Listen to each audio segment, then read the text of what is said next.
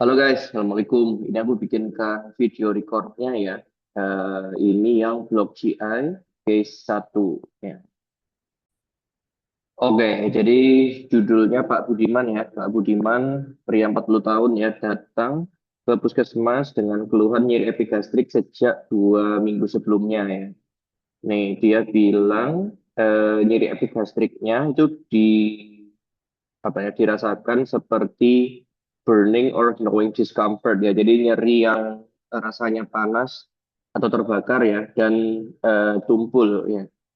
Nah, nyerinya ini diperparah kalau pasiennya telat makan atau mengkonsumsi kopi ya.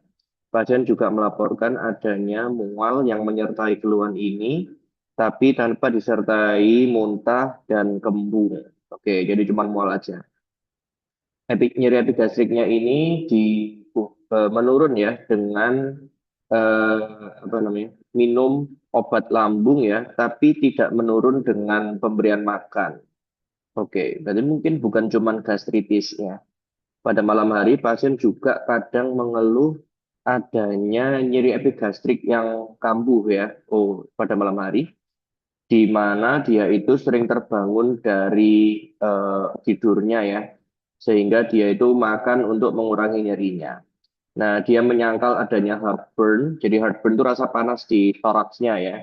Ini berarti menyingkirkan sama GERD, kayaknya pasiennya bukan GERD, nggak ada chest pain, ini juga menyingkirkan dengan GERD atau kondisi iskemia jantung ya. Ya, mungkin serangan jantung koroner, mungkin juga bisa. Tapi itu disingkirkan dan tidak ada nyeri pada kuadran kanan atas abdomen. Ini menyingkirkan kemungkinan kelainan dari hepar ya. Kalau pasien dengan hepatitis atau kolesisitis itu dia juga bisa nyerinya menjalar ke epigastrik, tapi disertai dengan nyeri di kuadran kanan atas abdomennya. Nah, tapi ini enggak. Ini pasiennya bukan arahnya ke sana. Oke, riwayat penyakit dahulunya dia menjelaskan dia ini sudah minum natrium diklofenak ya. Oh, dia sering minum natrium diklofenak selama 6 bulan terakhir karena nyeri sendinya ya, yang diperkirakan gara-gara gout ya. Oke, menurut pasien tidak ada riwayat diabetes, hipertensi maupun sakit jantung, penyakit liver nggak ada, penyakit kantong empedu juga nggak ada ya. Menurut medical check up tahun lalu, dia punya asam urat 8 miligram ya. 8 miligram untuk laki-laki kayaknya nggak signifikan lah ya meningkatnya. Apakah gara-gara asam uratnya naik ini dia mikir nyerinya itu gara-gara gout sehingga dia minum natrium diklofenak? Nah, itu berarti dia diagnosis sendiri ya. Jangan sampai kita jadi dokternya kayak gitu ya. Oke, riwayat penyakit keluarganya nggak ada keluarga dengan keluhan yang sama. Riwayat penggunaan obatnya, pasien sering minum diklofenak, natrium ya, dan sering minum antacid baru-baru ini ketika nyeri perutnya itu muncul ya. Semua pengobatan itu dibeli over the counter, oh berarti dia beli sendiri ya, tidak atas rekomendasi dokter ya, kan betul dugaan kita ya, dia ngobatin sendiri.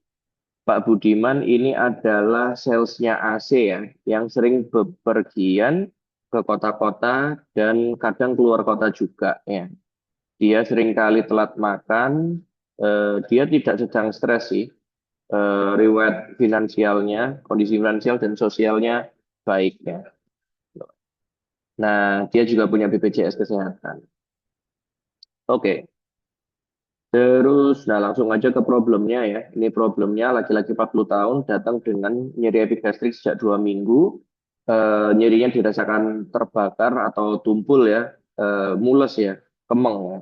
Nah, jadi yang faktor memperberatnya itu adalah kalau telat makan dan minum kopi. Faktor yang memperingan itu adalah minum obat antasidnya.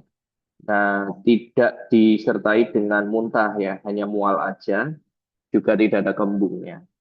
Nah, yang memperberat lagi itu saat tidur malam hari ya. Nah, terus riwayat penggunaan obatnya adalah natrium diklofenak sejak 6 bulan ya.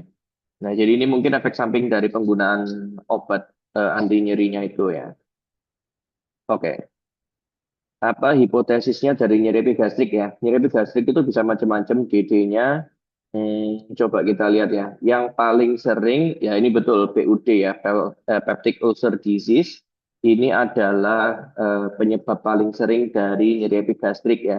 Terutama yang berhubungan dengan makan atau yang berkurang dengan antasid ya. Jadi pada pasien ini kan dia kalau makan sebenarnya nggak berkurang ya, nggak tambah baik, tapi diredakan dengan antasid. Nah itu arahnya ke PUD itu kayak. Terus kemungkinan diagnosis yang lain ini mungkin GERD. Tadi kita sudah sempat singgung ya, tapi kita singkirkan GERD-nya itu dari tidak adanya keluhan heartburn tadi itu ya, dan tidak ada apa namanya asam lambung yang kerasa naik ke tenggorokannya ya. Biasanya disertai dengan rubtus, apa itu bersendawa, gelegean ya. Jadi kalau gelegean itu asam lambungnya akan ikutan naik. Nah, ini juga bisa. GERD, gastritis. Nah, kalau gastritis itu cuman ini ya, baru inflamasi di mukosanya aja. Jadi disertai dengan ini ya, mual, muntah bahkan ya, atau kembung. Nah, jadi ini lebih ringan daripada yang pelvic ulcer disease ya. Cholecystitis tadi kita juga sudah bahas, ini inflamasi di gallbladder ya. Jadi disertai dengan nyeri pada kuadran kanan atas abdomennya. Bisa jadi dia menjalar ke epigastrium. Nah, pemicunya utamanya itu adalah fatty meals ya, makan makanan yang berlemak. Oke, terus bagaimana topografi vaskularisasi dan inervasi dari gaster dan omentum maius ya. Nah, ini organ utama yang terlibat pada kasus ini kan gasternya. Nah, sebenarnya kita nanti bisa lihat omentum ya. Oh ini gambarnya omentum maius. Nah, ini. Jadi untuk review ya, Gaster ini punya dua omentum kan, yang di bawah nempel di curvatura mayor, ini adalah omentum maius. Kalau yang nempel di curvatura minor menuju ke hepar itu adalah omentum minus. Ya. Oke, nah ini omentum itu artinya adalah apron atau celemek ya. Nah ini bahasa Latinnya. Nah, omentum ini sebenarnya adalah lipatan peritoneum yang tebal ya. Ada 4 lapis peritoneum di situ yang nanti diisi sama lemak ya. Nah, omentum ini dia menggantung dari greater curvature, curvatura mayor ya. Dan nanti dia nyambung sama kolon transversum sebenarnya ya. Nah, nanti apronnya ini atau omentumnya ini dia akan menutupi loop of intestine ya. Jadi apa namanya usus halus yang di bawahnya itu akan ketutupan ya. Jadi kalau omentumnya belum diangkat, kita nggak bisa lihat usus halus di bawahnya. Nah, kayak gini, ini usus halusnya belum kelihatan karena omentumnya masih terpasang. Oke, nah perlekatannya sebenarnya dia perlekatannya ke dua organ ya. Yang di bagian anterior itu dia nempel sama gaster tuh di curvatura mayor ya, greater curvature of the stomach ya. Terus yang bagian posteriornya itu nempel ke apa namanya kolon transversum ya. Mana ada nggak? Oh ini. Jadi dia akan nempel dengan mesokolon transversum ya di bagian posteriornya. Nih betul, dia nempel ke kolon transversum. Jadi kalau kamu lihat yang pada potongan ini kan di bagian bawahnya gaster tuh itu ada kolon transversumnya kan. Nah itu bagian posteriornya omentum maius itu akan nempel di situ ya. Nah coba kita lihat gambarnya ya. Lebih enak kalau kita lihat gambar biar eh, kebayang posisinya.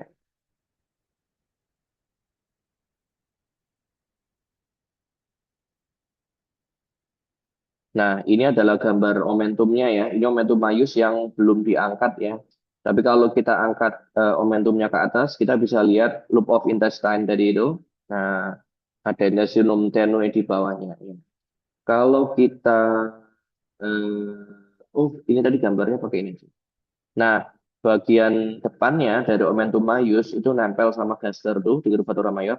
Tapi kalau kita angkat ke atas gitu ya, nih bagian belakangnya dia nempel sama kolon transversum tuh. Nah, karena dia sama-sama lipatan peritoneum ya, sama kayak mesokolon transversum.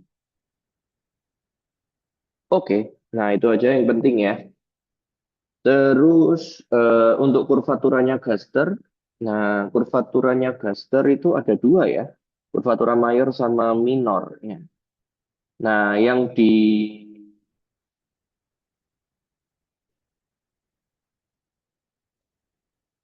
oh ini isinya omentumnya sebenarnya ya. Kalau omentum Mayus itu dia nempelnya ke gaster kan, termasuk dia akan membungkus pembuluh darahnya gaster ya. Nah, jadi kalau pembuluh darah gaster yang ada di kurvatura mayor itu akan terbungkus sama omentum Mayusnya tadi. Ini namanya arteri gastrika dextra sama arteri gastrika sinistra. Nah, yang ini ya. Oke. Nah, itu. Terus berikutnya ini udah ada di sini ya, right and left gastroepiploid vessels ya, itu berjalan di antara lapisan anterior dan posteriornya omentum majus ya, dekat curvatura mayornya. Nah, kalau yang omentum minus, nih lesser omentum ya, lesser omentum itu dia adalah lipatan peritoneum yang dua lapis ya, yang terletak di curvatura minor gaster ya, dan menghubungkan dengan fases inferiornya hepar ya. Nah, jadi gambarnya pakai yang ini aja nih. Nah, ini. Jadi yang putih-putih kayak plastik itu adalah momentum minusnya menghubungkan kurvatura minor dengan fases inferiornya tepat. Nah, untuk momentum minus ini dia melekat ke dua bagian ya. Yang bagian inferior itu nempel dengan gaster dan duodenum ya. Kalau yang bagian superiornya itu nempel dengan hepar ya, di bagian porta hepatis ya. Nah, ini kayak gini nih. Jadi kalau yang bagian inferiornya ini dia nempel dengan esofagus, ini kan di atas, nempel sama gaster dan nempel dengan duodenum. Nah, jadi semua ini adalah omentum minus namanya ya. Nah, bagian atasnya itu nanti nempel ke hepar di bagian porta hepatis ya. Nah, omentum minus itu berarti nanti akan terbagi dua kan. Yang ke arah gaster ini namanya ligamentum hepatogastrika. Yang arahnya ke duodenum itu adalah ligamentum hepatoduodenale gitu ya. Nah, itu bagian dari omentum minus. Oke. Oke, nah ini barusan kita bahas ya. Yang nempel ke gaster namanya hepatogastrika, ligamen ya. Yang nempel ke duodenum namanya ligamentum hepatoduodenal. Nah, sekarang kita lihat hubungannya dengan gaster ya. Nah, gaster ini dia tertutup oleh peritoneum kecuali tempat di mana ada pembuluh darahnya itu. Jadi agak terlepas sedikit peritoneumnya ya. Nah, kedua lapisan eh, dari perikardiumnya, peritoneumnya tadi itu akan membentuk omentum minus, gitu ya. Nah, yang di bagian bawah itu akan membentuk omentum maius. Ya. Kalau ini gambarnya kita akan lihat di potongan sagital ya dari abdomennya. Nah, ini. Jadi kalau yang dari hepar ini itu lihat ya, yang putih-putih itu peritoneumnya kan. Jadi peritoneumnya hepar dari daerah porta hepatis itu dia turun ke sini. Nah, terus yang dari belakang juga ya. Ini berarti ada dua lapis peritoneum kan di situ. Itu yang kita sebut namanya omentum minus ya. Nah, nanti kedua lapisan peritoneum ini akan lewat di belakang dan di depannya gaster ya. Nah, jadi semua bagian gaster itu akan tertutup sama peritoneum kecuali yang ada pembuluh darahnya kayak gini nih. Jadi karena ada pembuluh darahnya itu peritoneumnya akan misah gini kan. Nah, jadi gaster itu adalah organ intraperitoneal karena terbungkus sama peritoneumnya itu. Nah, nanti peritoneumnya ini nggak selesai di sini ya, dia akan turun ke sini. Nah, membentuk yang namanya omentum maius. Ini ya omentum maiusnya ada ya. Nah, dia turun terus naik lagi menghubungkan dengan bagian posterior yang kolon transversum. Ini kolon transversumnya. Nah, terus yang bagian posterior dasar ini itu akan nempel juga ke bagian anteriornya kolon transversum. Nah, makanya omentum maius itu nempelnya di gaster dan kolon transversum. Itu ya. Oke, nggak susah sih yang ini. Nah, jadi gaster ini topografinya sekarang ya. hubungan gaster dengan daerah sekitarnya ya. Nah, jadi di kurvatura minor ada omentum minus, di kurvatura mayor ada omentum maius. Di bagian anterior itu dia tertutup sama diafragma ya, dan kedua lobusnya hepar. Nah ini gambarnya kelihatan gasternya karena heparnya udah ditarik ke atas tuh kan lobusnya, terutama lobus kirinya hepar ya. Nah kalau yang di posteriornya si gaster itu nanti akan ada organ-organ retroperitoneal ya, dan ada ruangannya yang namanya bursa omentalis ya, bursa omentalis dan pankreasnya. Oke. Nah, ini kita bisa lihat nanti kalau pada potongan, oh ini juga bisa kelihatan ya. Ini lihat di belakang gasternya, ini gasternya kan. Nah, ini ada rongganya ini, rongga peritoneumnya ini yang kita sebut namanya bursa omentalis atau lesser sac. Ya. Nah, di belakangnya lagi itu ada organ ini. Nah, ini adalah organ pankreas. Ya. Jadi pankreas itu termasuk organ retroperitoneal karena ada di belakang peritoneumnya cavum abdomen. Nah, kayak gini. Ini kalau dipotong melintang ya. Ini gasternya, ya kan? Di belakangnya itu ada rongganya ini yang namanya bursa omentalis. Nah, di belakangnya itu sebenarnya ada pankreasnya. Cuman pada gambar ini motongnya terlalu rendah ya. Jadi yang kena justru ginjalnya. Ya. Nah, coba kita lihat gambar lain yang potongan transversal gitu. Oh ini. Nah, ini adalah gasternya. Nah, ini pankreasnya. Nah, yang itu baru ginjal. Ini bursa mentalisnya nih. Nah, ini celah sempitnya itu ya. Oke.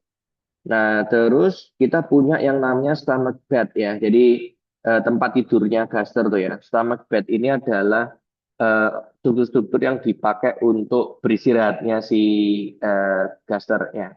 Jadi dia itu disusun atau dibentuk oleh dinding posteriornya bursa omentalis ya, dan nanti juga oleh ini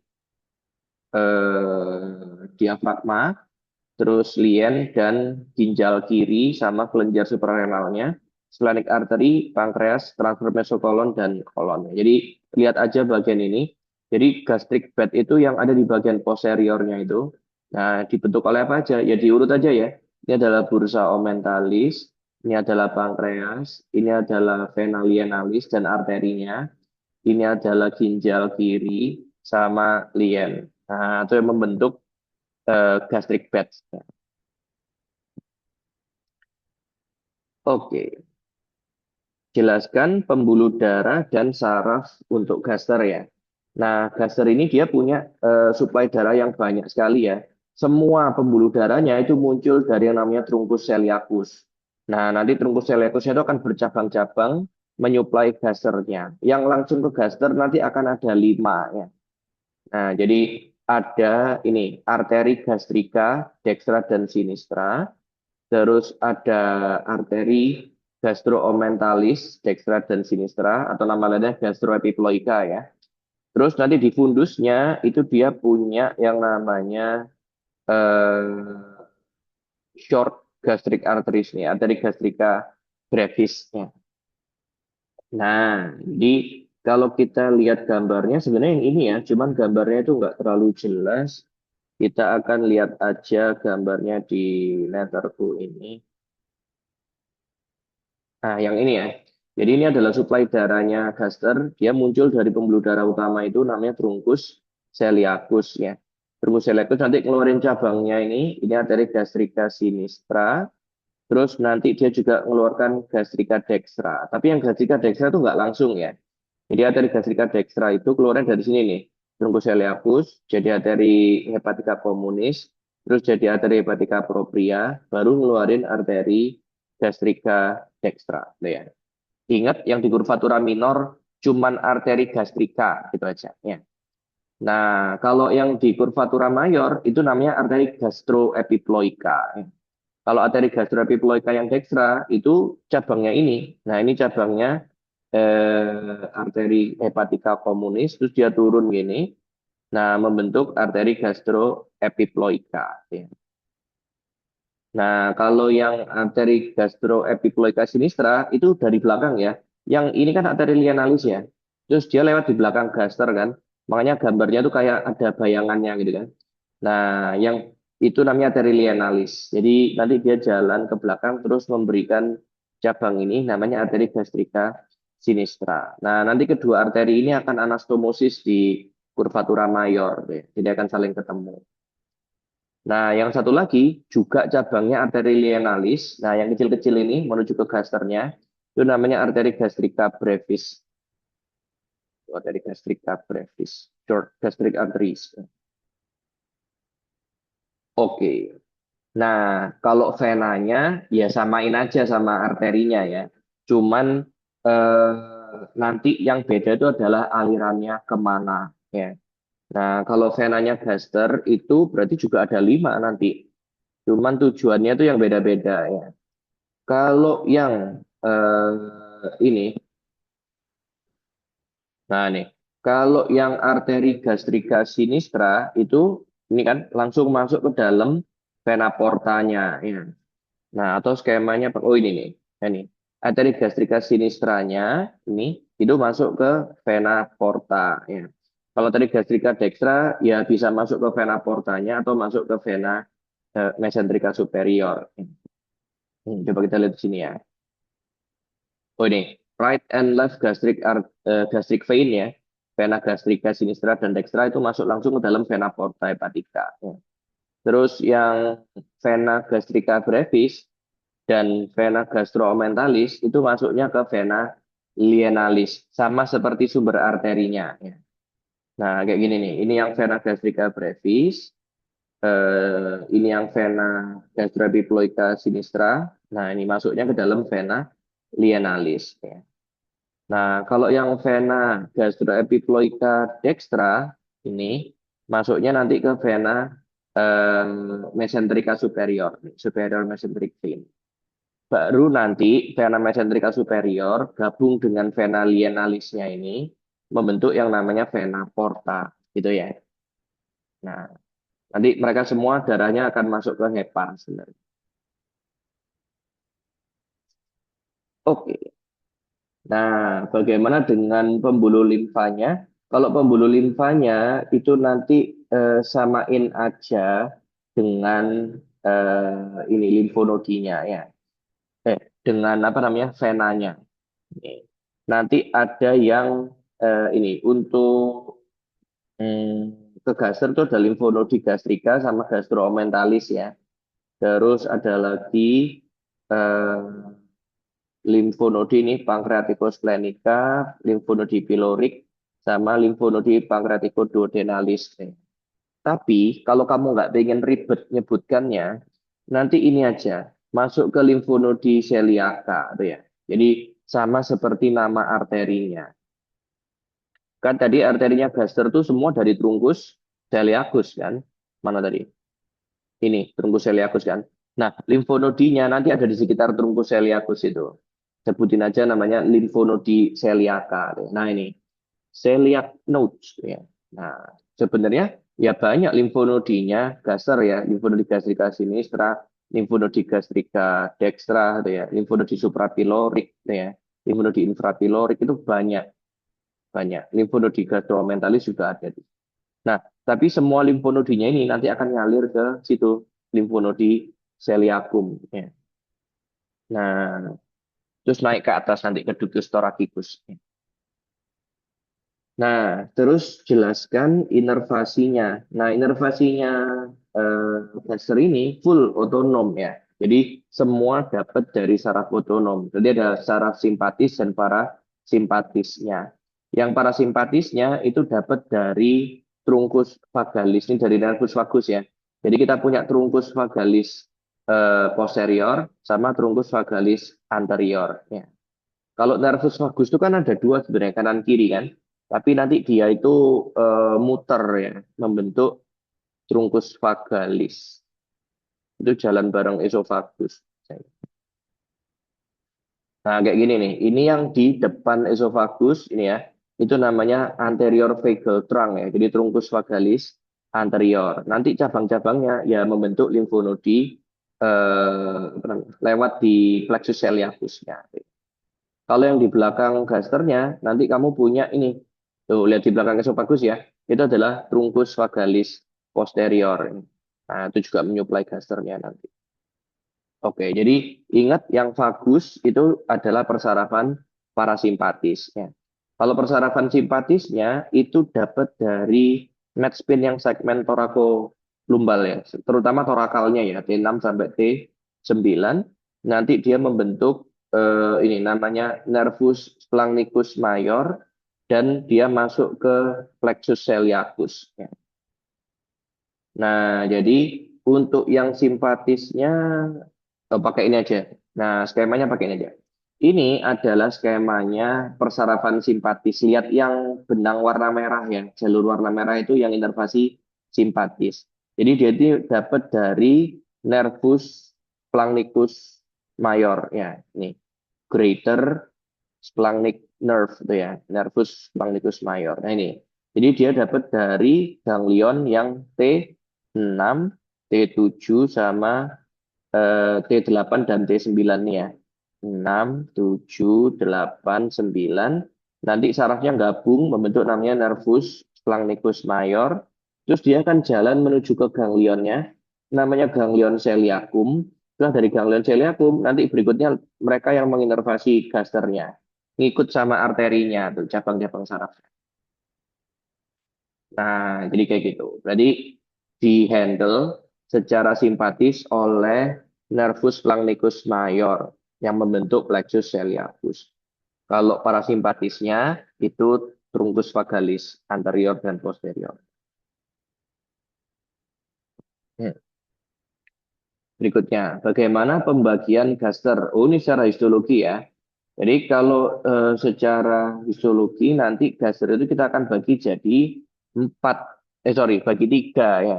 Kalau secara anatomi kan ada empatnya, ada kardia, fundus, korpus, dan pilorus ya. Cuman karena jaringannya fundus dan korpus ini sama secara histologi, berarti kita hanya akan bagi jadi tiga tuh ya. Nah, jadi ada tiga bagian tuh. Nah, nanti kalau secara histologi ada tiga nih. Mukosa di kardia, terus mukosanya fundus dan korpus, kemudian mukosanya pilorus. Nah, nanti yang di pilorus itu juga ada tambahan fungsinya ya, dia bikin gastrin ya. Gastrin itu hormon ya, hormon untuk meningkatkan sekresi asam lambung. Nah, sekarang ke gambaran histologinya gaster ya. Nah, dindingnya gaster itu nanti punya empat lapisan, ya sebagaimana umumnya saluran cerna ya.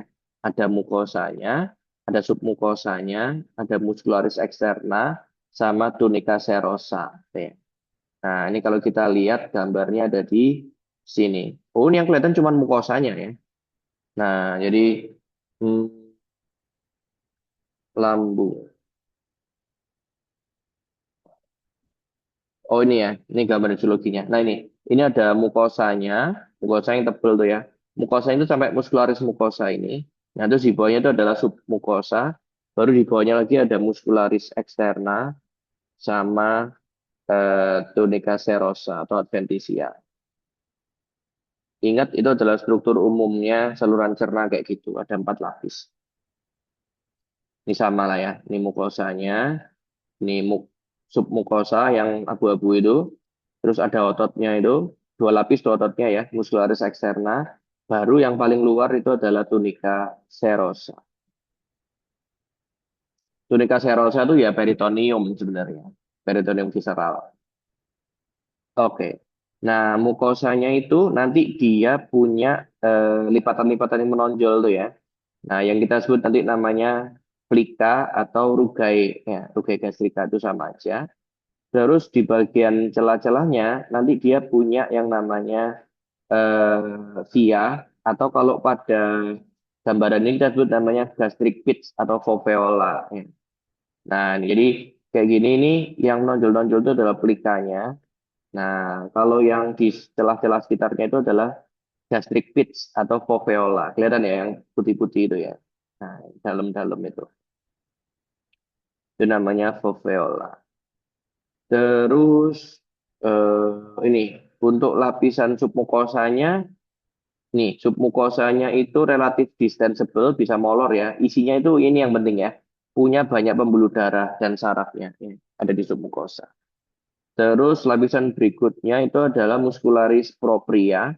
Muscularis propria sama muscularis externa itu sama ya. Nah, mana tadi? Ini dia di sini nyebut muscularis externa, tapi di sini ditulis muscularis propria. Nah, muscularis propria itu nanti ada ototnya ya. Biasanya dua. Cuman yang gaster ini unik, ada tiga lapis ototnya ya. Nah, jadi kalau ototnya gaster itu ada tambahan yang oblik. Nih, jadi yang paling dalam itu otot yang oblik kan, oblik. Terus di luarnya ada otot transversalnya. Terus di luarnya ada otot longitudinalnya. Nah, jadi ada tiga lapis. Nah, ini kan inner circular, outer longitudinal, sama inner obliknya. Jadi yang luar sirkuler, bawahnya longitudinal, bawahnya lagi oblik. Submukosanya tadi udah ya. Nah, terus lapisan serosa itu peritoneum sebenarnya ya. Lapisan tipis yang isinya jaringan ikatnya. Ya, tempat lewatnya pembuluh darah itu di peritoneum tadi. Nah, apa aja sel yang ada di gastric gland ya, yang ada di kelenjarnya gaster ya. Nah, yang pertama itu dia punya surface mucous cell ya, atau mucous cap cell ya. Nah, itu ada di permukaan sini. Jadi tugasnya bikin mukus ya, bikin lendir, melapisi permukaannya gaser biar asam lambungnya nggak menghancurkan mukosa lambungnya sendiri. Nah, itu dia bikin eh, nah ini dia bikin musinnya ya, karena dia ada vakuola musigennya. Isinya itu adalah bikarbonat ya. Nah, bikarbonat ion. Jadi HCO3-min ya. HCO3-min itu dia bisa menangkal H+. Ya. Pada HCl kan ada H plusnya kan. Itu dia diredakan atau dinetralkan oleh bikarbonat. Nah, terus yang di bagian bawah nanti ada mucus neck cell ya. Mucus neck cell itu adanya di sela-sela ini, di sela-sela gastric pit-nya itu. Nah, di situ. Itu adalah mucus neck cell ya. Terus yang di bagian bawah nanti ada sel parietal atau sel oksintik ya. Ini khas banget dia warnanya merah ya. Jadi sangat eosinofilik sitoplasmanya. Ini yang merah-merah di bawah tuh ya. Itu sel parietal. Nah, kayak gini-gini nih sel parietal. Nah, selain tugasnya itu dia bikin HCl ya. Tugasnya itu bikin HCl dan dia bikin protein khusus yang namanya intrinsic factor tuh ya, faktor intrinsik. Nah, faktor intrinsik ini nanti dipakai untuk membantu penyerapan vitamin B12 di ileum. Nah, jadi kalau masih ingat tentang anemia, anemia gara-gara kekurangan vitamin B12, nah, gitu. Salah satunya gara-gara gangguan Gaster. Terus nanti juga ada chief cell. Nah, chief cell itu ini ya atau namanya peptic cell ya, peptic cell atau sel zimogenik karena dia bikin enzim ya. Sitoplasmanya agak kebiruan atau agak gelap ya kayak gini nih. Nah, jadi dia itu penghasil pepsin, nah, bikin hormon ya. Tapi kok bikin ya hormon? Bikin enzim ya. Nah, jadi dia bikinnya itu dalam bentuk yang tidak aktif ya, namanya pepsinogen. Ya. Nah, ini these are pepsin secreting cells. Ya. Dia bikin pepsin. Ya. Terus nanti ada lagi neuroendocrine cell di sela-selanya ya, susah dilihatnya kalau pakai pewarnaan kayak gini. Dia bikin hormon ya, bikin serotonin tuh ya, atau bikin hormon-hormon yang lain juga ada di situ. Sama stem cell. Nah, stem cell ini buat cadangan ya. Nah, jadi cadangan untuk membentuk ini menggantikan sel-sel jenis lain yang rusak tuh di kelenjarnya. Oke, nah itu adalah histologinya Gaster. Ya. Nah, informasi apa lagi yang kamu perlukan ya? Nah, kemudian dokter ini melakukan pemeriksaan fisik pada Pak Budiman. Ya. Jadi Pak Budiman, pemeriksaan fisiknya tingginya 160 berat, beratnya 100 tingginya 160 cm, beratnya 75 kilo ya. Nah, ini pemeriksaan umum eh, tampak sakit sedang ya. Terus compos mentis, vital sign-nya nggak ada masalah sih ya, normal semua. Visual analog scale-nya 2 dari 10 ya, jadi nyeri ringan. Ya. Pemeriksaan mata gak ada masalah, toraks gak ada masalah, kornya, pulmo gak ada masalah, abdomen, nah ini.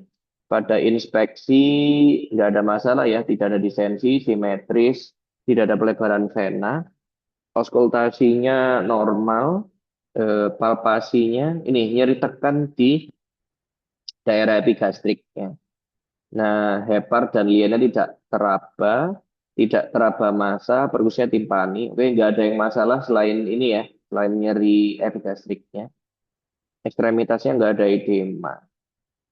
Nah, pemeriksaan labnya di puskesmas, HB-nya 12,3, agak rendah kalau untuk pria ya. Hematokritnya ya masih oke, leukositnya oke, trombositnya normal, urin nggak ada masalah. Sedimennya nggak ada masalah, gula darah ajaknya 20 normal ya. Chest X-ray, EKG normal. Nah ini dipakai buat menyingkirkan serangan jantung koroner tadi kan masuk hipotesis juga. Nah sekarang apa hipotesisnya ya? Jadi hipotesisnya itu adalah nyeri epigastrik karena suspek PUD ya, peptic ulcer disease. Ya. Oke, nah selanjutnya bagaimana proses makanan itu ya, mulai masuk sampai absorpsi nutrien ke dalam darah. Oke, jadi yang pertama makanan itu kalau masuk dia akan mengalami ini ya, pencernaan secara mekanik dan kimiawi kan. Nah, kalau pencernaan mekaniknya itu ini lewat mechanical homogenization ya. Jadi pencampuran secara mekanik dari makanan padat itu ya. Nah, disertai dengan cairan yang dikeluarkan oleh kelenjar-kelenjar di sepanjang GI tract ya. Jadi makanannya harus tercampur. Terus dia akan disertai dengan sekresi enzim dari pencernaannya ya untuk menghancurkan atau menghidrolisis makromolekul menjadi oligomer, dimer atau monomer ya. Nah, itu jadi memecah molekul besar jadi molekul kecil biar gampang diserap ya. Terus ada juga sekresi elektrolit, asam atau basa tergantung organnya ya untuk menyediakan lingkungan yang cocok untuk pencernaan enzimatik tadi. Nah, berarti ini untuk membantu fungsinya yang di atas ya, karena enzim itu kan ada pH optimalnya sendiri-sendiri ya. Nah, itu biar dia bisa kerja secara maksimal. Terus nanti dia juga akan dilakukan sekresi asam empedu ya sebagai deterjen untuk melarutkan lipidnya, untuk membantu penyerapannya. Jadi lipid itu kan tidak larut air toh pasti. Padahal enzim-enzim itu adalah protein larut air kan. Jadi nggak bisa ketemu tuh. Kalau kita mencerna lipid itu kan susah ketemunya. Makanya dikasih asam empedu biar lemak itu kecampur sama enzimnya, dia bisa dicerna dengan lebih optimal dan diserap dengan lebih baik. Nah, terus nanti juga akan ada proses hidrolisis nutrien oligomer ya dan dimer oleh enzimnya lagi. Jadi kalau pencernaan di tahap ini tadi belum selesai, masih berupa oligomer atau dimer ya, nanti akan dilanjutkan dengan tahap ini sampai jadi monomer ya. Nah, jadi setelah jadi monomer baru akan diserap nutrien. Jadi ada beberapa step tadi ya kalau kita rangkum ya. Ada homogenisasi atau mixing, ini di mulut sama di lambung. Terus ada hidrolisis, molekul besar jadi oligomer, dimer atau monomer. Kalau belum selesai, nanti dikeluarkan enzim lagi untuk memecah oligomer dan dimer menjadi monomer. Terus juga diikuti sekresi elektrolit dan asam empedu. Ya. Nah, jadi banyak banget tuh prosesnya. Ini rangkuman gambarnya kayaknya ya. Nah, jadi pencernaannya itu ada di sini, mulai di mulut, terus ditelan ke lambung. Ini akan ada proses pencernaannya. Cuman sayangnya nggak kebaca ya. Ntar kalau ada gambar yang lebih bagus, mungkin jadi kirimin ke aku. Kalau kalian bingung, kita bisa diskusiin. Nah, bagaimana sekresi enzim pencernaan sebagai proenzim tuh ya? Oh ya, jadi enzim pencernaan yang larut air tuh ya, itu diproduksi dan disekresi oleh sel khusus ya, mulai dari kelenjar liur, terus dari pankreas dan gastrik mukosa. Tadi chief cell ya yang di dasar tadi ya, di pembentuk pepsin tadi tuh ya. Nah, sekresinya itu secara eksokrin ya. Nah, sebenarnya mereka itu ini disekresikan dalam bentuk yang tidak aktif nih. Jadi inactive proenzymes atau zimogen kita nyebutnya ya. Zimogen sama proenzim itu sama.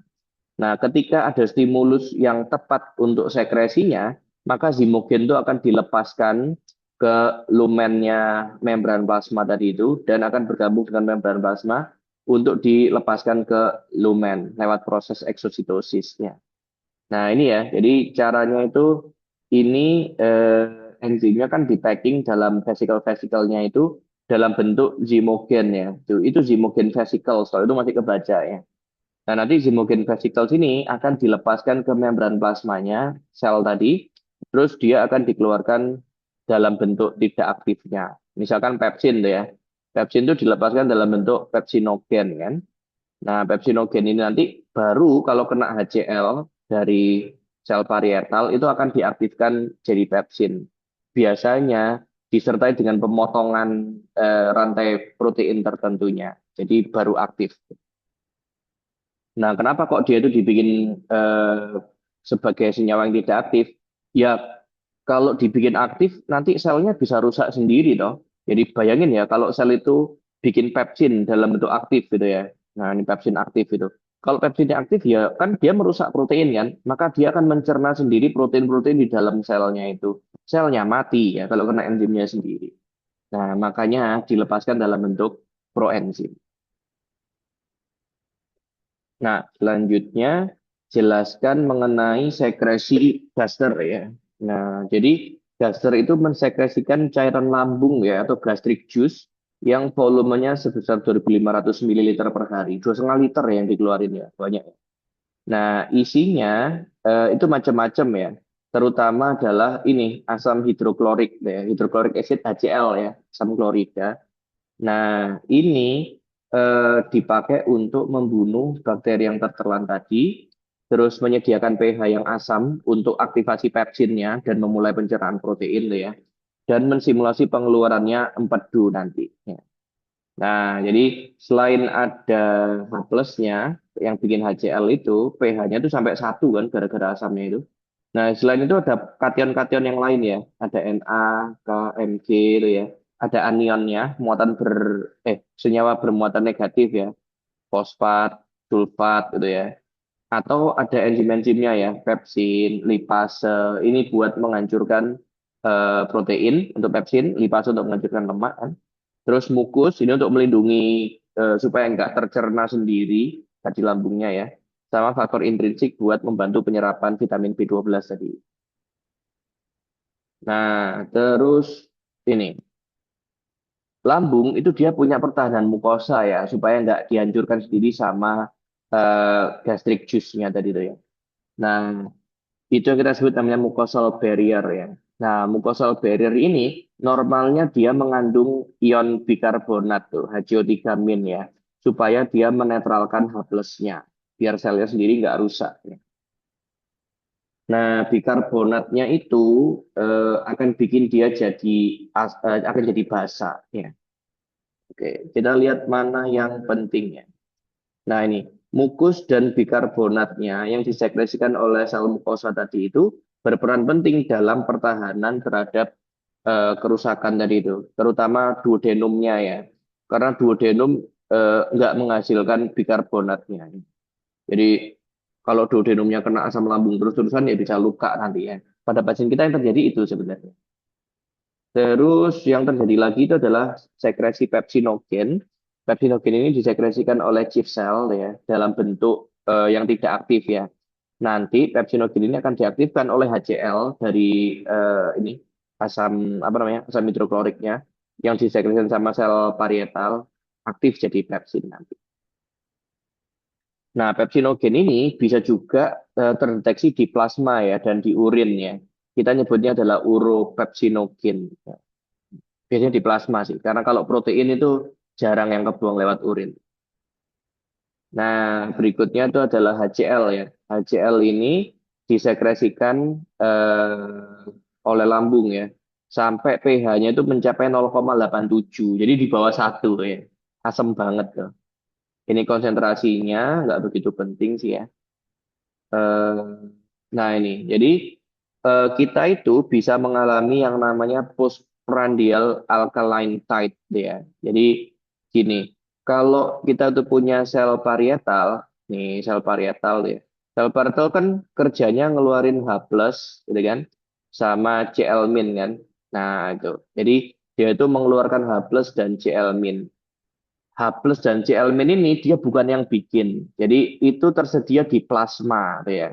Nah, jadi dia memindahkan H plus sama Cl-nya dari plasma ke lumen lambungnya tuh. Sehingga H plus yang tadinya di plasma itu jadi berkurang kan. Jadi asamnya berkurang sehingga pH plasmanya itu jadi naik tuh. Itu yang kita sebut namanya postprandial alkaline tide ya. Jadi terutama kalau makan itu kan sekresi HCl-nya akan ditingkatkan toh sama lambungnya.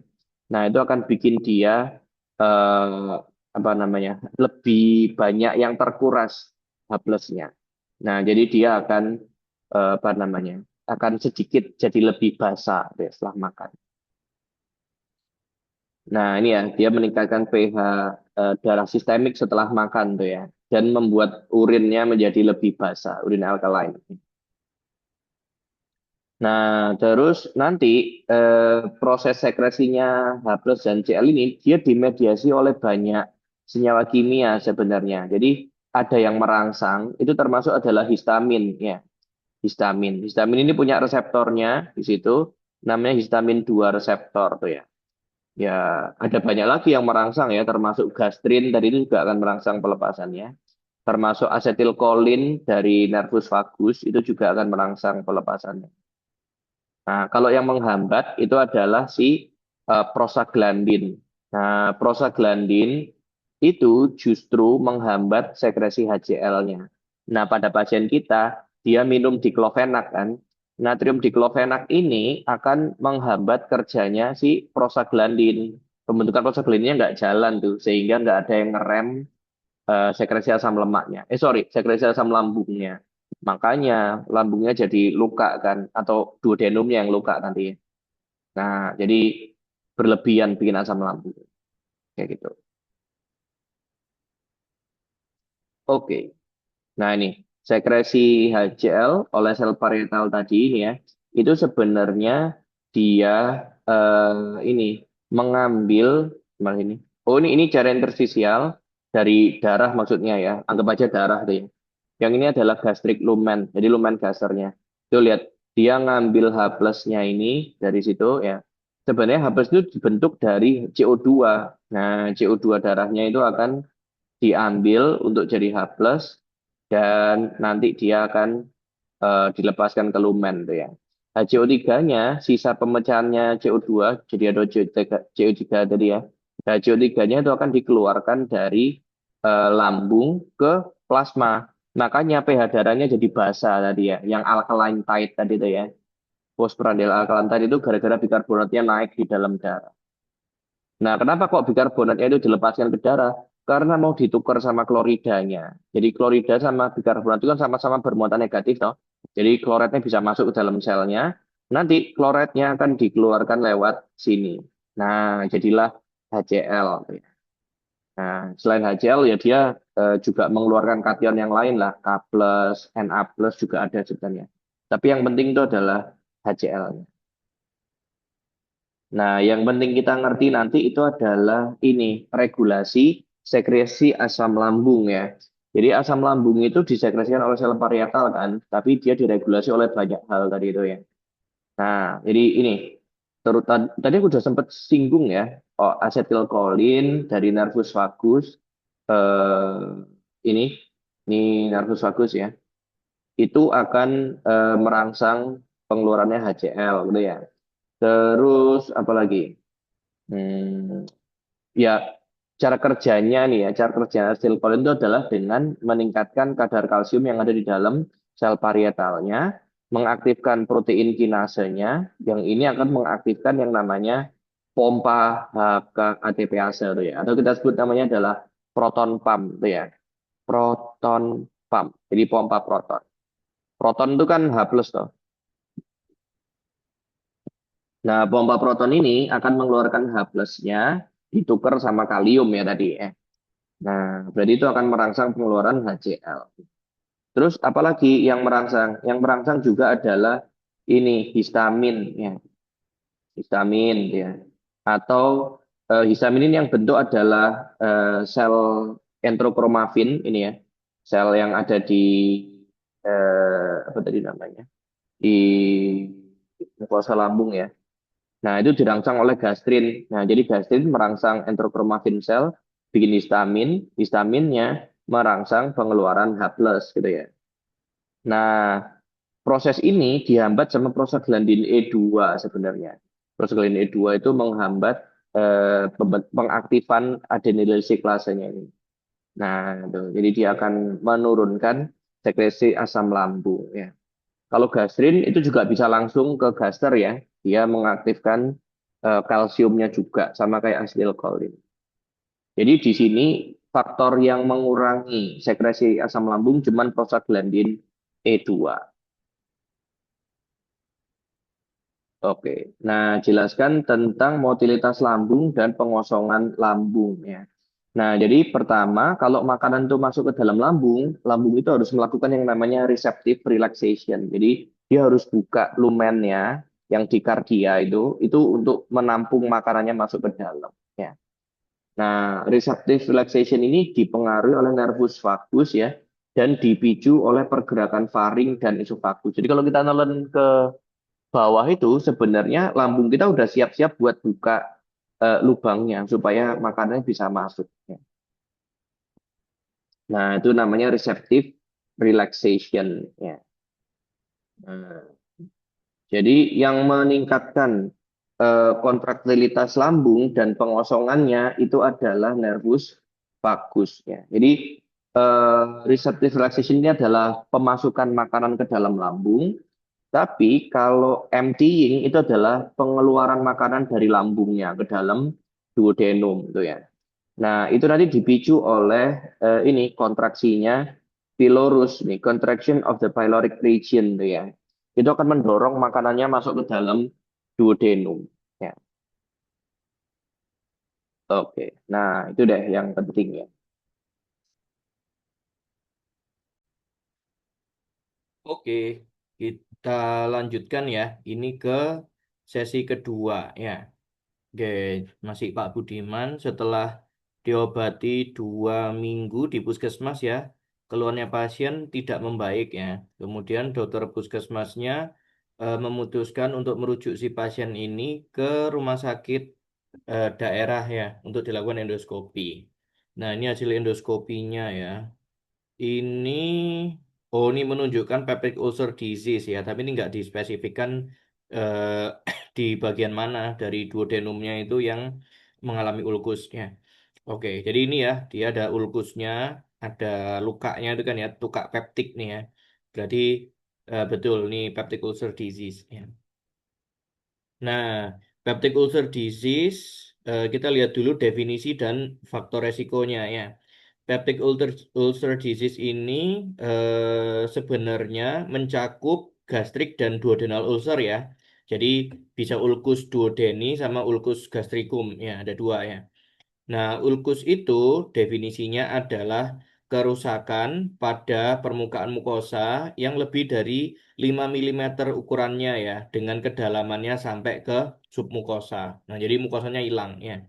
Duodenal ulcer dan gastric ulcer itu banyak fitur yang sama ya dalam hal patogenesis, diagnosis dan treatmentnya, tapi beberapa faktor bisa membedakan ya antara duodenal ulcer dan gastric ulcer tadi itu.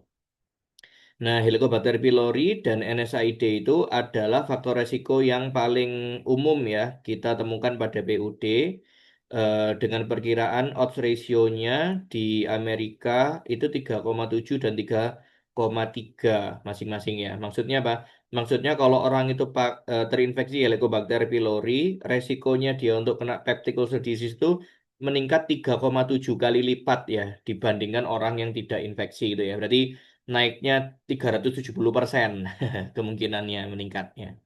Nah, kalau orang yang menggunakan NSAID itu kemungkinannya kena PUD itu adalah 3,3 kali lipat lebih besar daripada orang normal.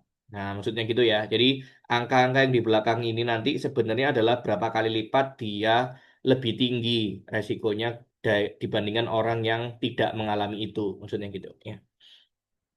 Oke. Nah, bagaimana epidemiologi dari duodenal ulcer and gastric ulcer mungkin maksudnya ya. Bagaimana epidemiologinya? Kalau yang ulcus duodeni ini terjadi pada 6-15% populasi orang di negara barat ya. Nah, kalau yang gastric ulcer itu lebih lambat munculnya ya dibandingkan yang lesi duodenum ya. Nah, dengan insidensinya dilaporkan berada pada dekade ke-6. Jadi paling banyak dia ada di usia 60-an tahun ya. Nah, lebih dari separuh kasus gastric ulcer itu terjadi pada pria dan lebih apa namanya less common ya, kurang kurang sering terjadi dibandingkan DU. Jadi kesimpulannya lebih banyak duodenal ulcer dibandingkan gastric ulcer ya. Kalau pada gastric ulcer itu pria lebih banyak pasiennya dibandingkan wanita ya. Oke. Nah, bagaimana patofisiologinya dari duodenal ulcer dan gastric ulcer tuh ya. Jadi untuk yang duodenal ulcer itu paling seringnya ini ya disebabkan oleh Helicobacter pylori dan NSAID itu ya. Nah, jadi cedera yang dipicu Helicobacter pylori dan NSAID itu adalah penyumbang mayoritas duodenal ulcer ya. Nah, ada banyak abnormalitas sekresi asam lambung ya yang sudah ditemukan pada pasien dengan duodenal ulcer ya. Dari berbagai macam kelainan itu tadi, paling sering terjadi itu adalah ini average basal and nocturnal gastric acid secretion. Jadi orang yang kena hipersekresi asam lambung ini biasanya terjadi secara basal, maksudnya yang nggak dipengaruhi makan ya dan malam hari. Nah, makanya pasien ini pada malam hari dia meningkat tuh asam lambungnya ya. Makanya sering kumat kalau malam tadi kan ya. Nah, bisa kelihatan ya pada pasien dengan duodenal ulcer dibandingkan dengan kontrol ya. Oke. Nah, kalau gastric ulcer itu eh, juga sama sih dihubungkan dengan infeksi Helicobacter pylori atau penggunaan NSAID ya. Nah, jadi kedua hal ini menyebabkan kerusakan mukosa. Ya, gastric ulcer yang terjadi pada area prepilorik, maksudnya di korpus ya, korpusnya lambung, itu berhubungan dengan duodenal ulcer ya, atau gini maksudnya, kalau ada lesi di korpusnya gaster, itu kemungkinan juga akan ada lesi di duodenumnya, gitu ya, atau sisa lesi di duodenum. Nah, itu mirip dengan duodenal ulcer ya. Oke, jadi saling berkaitan tuh mereka ya. Jadi di sini kamu bisa simpulkan bahwa dia itu sebenarnya ada beberapa ya yang utama ya. Yang pertama adalah infeksi Helicobacter pylori, terus diinduksi oleh NSAID, dan bisa juga untuk yang duodenal ulcer ini disebabkan oleh gangguan sekresi asam lambung ya. Jadi hipersekresi asam lambungnya ya. Bagaimana kita mendiagnosis PUD itu ya? Nah, nih, yang pertama dari anamnesis, histori itu anamnesis maksudnya ya. Jadi keluhannya yang paling sering itu adalah nyeri perut ya. Jadi nyeri perut ini sebenarnya ada banyak lain ya masalah di GI tract yang keluhannya nyeri perut ya, termasuk duodenal ulcer dan gastric ulcer tadi itu ya. Nah, jadi ini keluhan nyeri ini adalah poor predictive value ya. Jadi nilai prediksinya itu kecil karena kita nggak bisa menspesifikkan dari nyerinya aja gitu ya. Nah, kalau cuman ya, kalau kita itu melakukan anamnesis dengan hati-hati dan pemeriksaan fisik itu penting sekali untuk apa namanya mendekat apa namanya approach atau memanage pasien yang kita curigai mengalami peptic ulcer disease itu ya. Jadi meskipun nggak sensitif atau apa namanya nggak spesifik ya, tapi tetap harus kita kerjakan anamnesisnya dengan baik ya. Nah, epigastric pain-nya itu dijelaskan atau digambarkan sebagai rasa yang terbakar dan tumpul ya. Nah, dirasakan baik pada DU dan GU ya, duodenal ulcer maupun gastric ulcer ya. Rasa tidak nyamannya itu juga bisa disebut ill-defined, susah ditunjuk ya, susah dilokalisir. Aching sensation, jadi rasanya itu kem apa sih nyeri tumpul ya aching ya bukan kayak ditusuk ya tapi kayak diremes ya atau hunger pain ya nyeri saat lapar jadi mirip saat kita kelaparan sakit perut itu nah kayak gitu ya. Nah, pola nyeri yang khas pada duodenal ulcer itu terjadi 90 menit sampai 3 jam setelah makan ya. Dan seringkali diredakan dengan antasid atau makan. Ini kalau duodenal ulcer ya. Kalau duodenal ulcer itu membaik dengan makanan atau berkurang dengan antasidnya. Nah, nyeri yang membangunkan pasien dari tidurnya biasanya ini ya antara tengah malam sampai jam 3 pagi itu adalah yang paling discriminating. Jadi yang paling membedakan ya. Nah, dari PUD itu ya. Nah, jadi kalau nyerinya membangunkan saat tidur, lah itu khas buat PUD. Di mana ada 2/3 pasien yang mengalami keluhan seperti ini ya. Jadi 66% ya pasien yang PUD itu terbangun gara-gara nyerinya ya. Nah, tapi sebenarnya sepertiga sisanya itu terjadi pada pasien yang tidak PUD. Jadi kemungkinan benernya 66% ya. Masih ada sepertiga salahnya ya.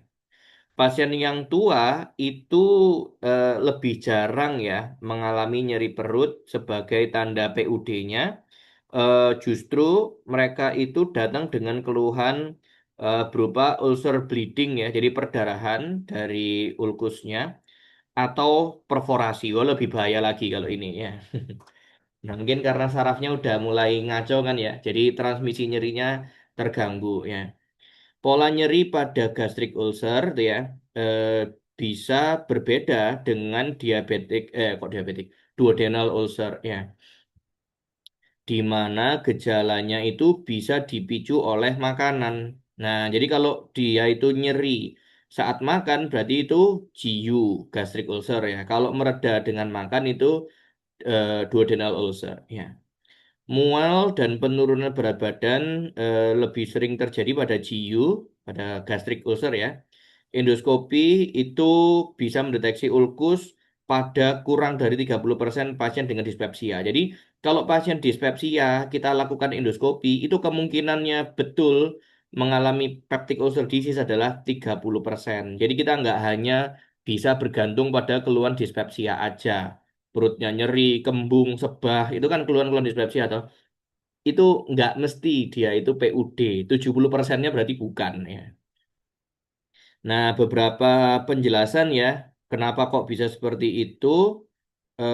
Ini adalah acid induced activation of chemical receptor. Jadi, adanya aktivasi reseptor nyeri yang ada di duodenum karena dipicu oleh asamnya, ya, asam lambungnya ya. Terus bisa juga peningkatan sensitivitas duodenum ya terhadap asam empedu, pepsin, dan perubahan motilitas gastroduodenal. Jadi itu penyebabnya, ya. Penyebab nyerinya ya. Penyebab nyerinya sebenarnya belum diketahui dengan jelas ya, tapi ada beberapa perkiraan tadi itu. Aktivasi reseptor kimia, terus peningkatan sensitivitas duodenumnya, dan penurunan motilitas duodenumnya ya. Nah, pada pemeriksaan fisik ini ya, nyeri tekan epigastrik itu adalah tanda yang paling sering kita temukan ya pada pasien gastric ulcer maupun duodenal ulcer ya. nyerinya bisa ditemukan atau didapatkan ya pada bagian kanan midline pada 20% pasien. Jadi agak geser ke kanan ya. Ini akan bikin kita kacau sama hepatitis. Karena kalau nyeri perut kanan atas itu kan arahnya ke hepar. Nah, sayangnya temuan epigastric tenderness ini itu predictive value-nya itu juga rendah. Jadi nggak selalu orang yang nyeri epigastric itu adalah pasien ulcer tuh ya. Belum tentu ulkus ya. Nah, bagaimana mekanismenya NSAID itu memicu cedera mukosa tuh ya. Nah, yang pertama, hmm, ini ya, sebenarnya kita itu memberikan NSAID atau pasien itu minum NSAID untuk meredakan nyerinya kan dan meredakan inflamasinya dengan cara menghambat COX-2 tuh ya. Jadi COX-2 itu adalah enzim sikloksigenase 2 ya. Enzim sikloksigenase 2 ini akan memicu terbentuknya prostaglandin I2 dan prostaglandin E2 ya. Ya, ini dia terlibat dalam inflamasi sebenarnya. Nah, ini yang dihasilkan oleh sel-sel radang ya. Jadi kalau kita blok COX-2-nya itu harapannya adalah dia berkurang nyerinya ya. Cuman masalahnya eh, selain ada COX-2 kita juga punya COX-1 ya. COX-1 isoform ini adalah enzim sikloksigenase juga tapi yang membentuk bahan kimia lain ya. Terutama tromboksan A2-nya. Nah, ini dia punya efek melindungi integritas mukosa GI tract ya. Jadi termasuk melindungi mukosa lambungnya kan ya. Nah, kalau orang itu minum NSAID sembarangan, itu yang keblok termasuk adalah COX satunya. Berarti efek pertahanan tubuhnya itu akan hilang. Jadi efek pertahanan terhadap mukosa lambungnya hilang. Asam lambungnya akan grojok terus ya. Nah, jadi inilah yang menyebabkan pasiennya jadi iritasi lambung. Tapi kalau lama-kelamaan jadi ulkus. Ya. Nah, berarti nanti kalau ngobatin pasien dengan nyeri itu gimana? Kalau bisa, kamu hanya ngeblok COX-2-nya. Pakai obat yang selektif ngeblok COX-2 tanpa ngeblok COX-1-nya. Ya. Nah, jadi biar nggak muncul efek samping ke lambungnya. Ya, kayak gitu ya. Nah, prostaglandin itu berperan penting ya dalam mempertahankan integritas mukosa gastroduodenal dan perbaikannya. Ya, jadi perlu prostaglandin tuh. Sehingga eh, gangguan pada sintesis prostaglandin akan mengganggu pertahanan mukosa dan perbaikan mukosanya sehingga menyebabkan terjadinya injuri mukosa atau cedera mukosa itu ya melalui mekanisme sistemik ya. Jadi obatnya kan sebenarnya nggak cuma ke lambung, tapi beredar di seluruh darahnya pasien kan. Tapi yang efeknya ke lambung itu adalah dia nggak bisa ngerem asam lambungnya karena prostaglandinnya nggak terbentuk ya. Ingat tadi yang di atas faalnya prostaglandin itu mengurangi sekresi asam lambungnya ya. Nah, selain itu nih ya, eh, neutrofil yang melekat ke pembuluh darahnya lambung ya, itu juga berperan penting ya terhadap inisiasi atau diawalinya cedera mukosa yang dipicu oleh NSAID ya.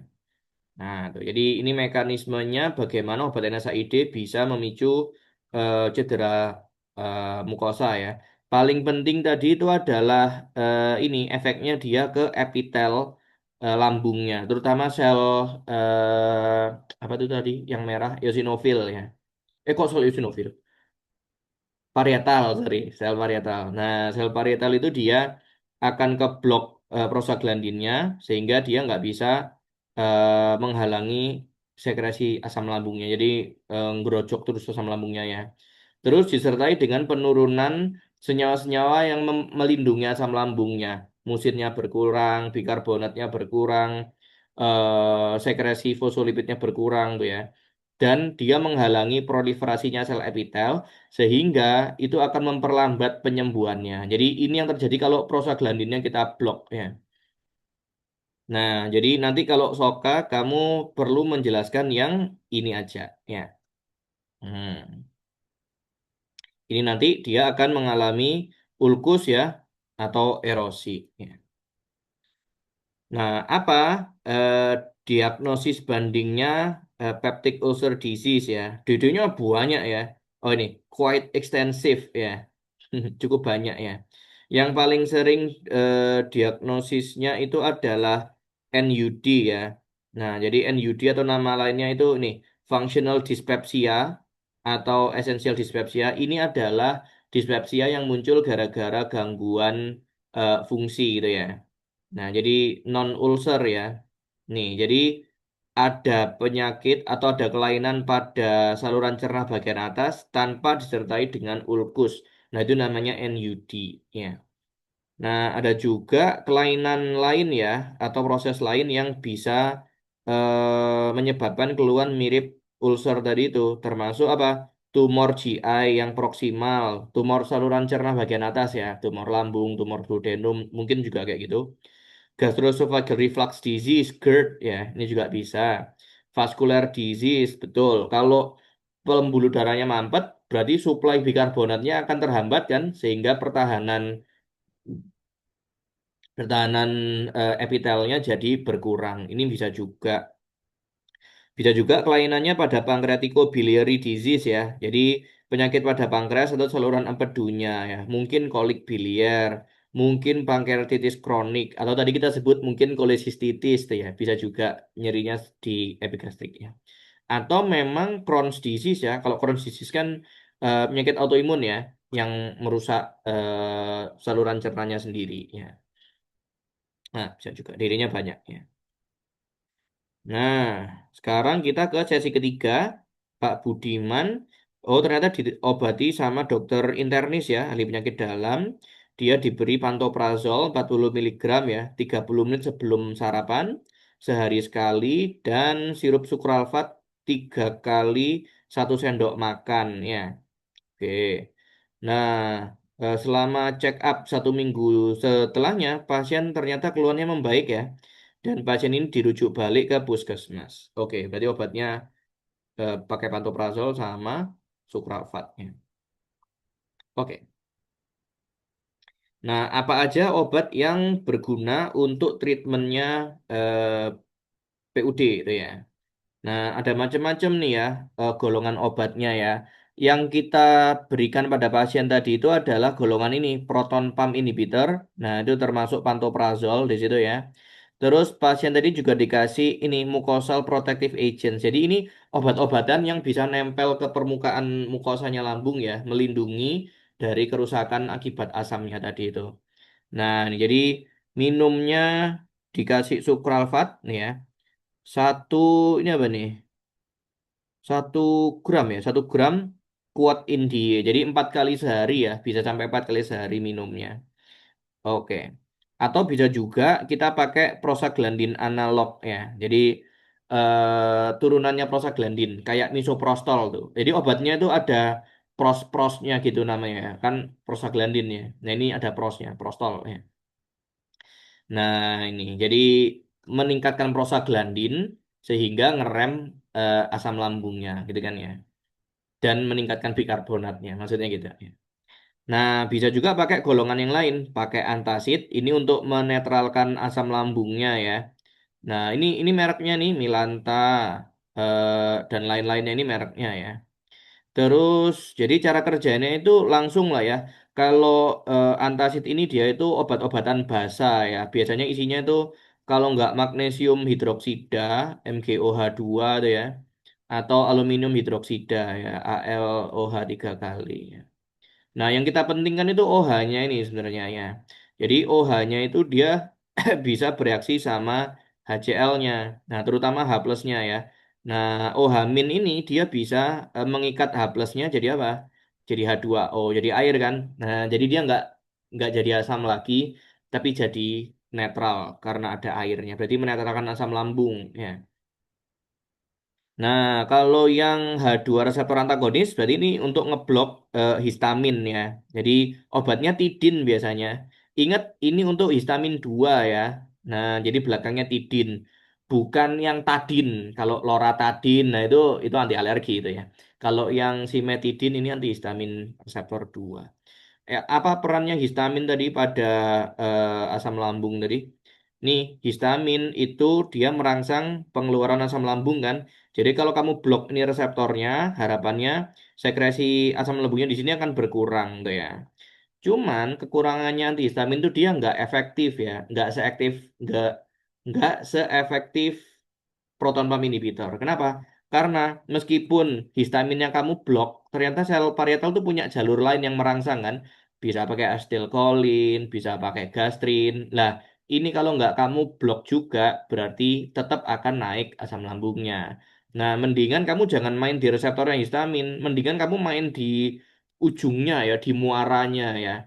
Wes pakai jalur apapun merangsangnya, asam lambung itu pasti dipompa pakai proton pump. Ya, berarti kita blok aja proton pumpnya biar nggak bikin sama sekali asam lambungnya. Nah, ceritanya kayak gitu ya.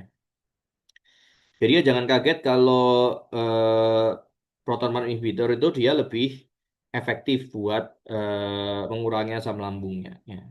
Kayak gitu ya, nanti kalau milih obatnya ya.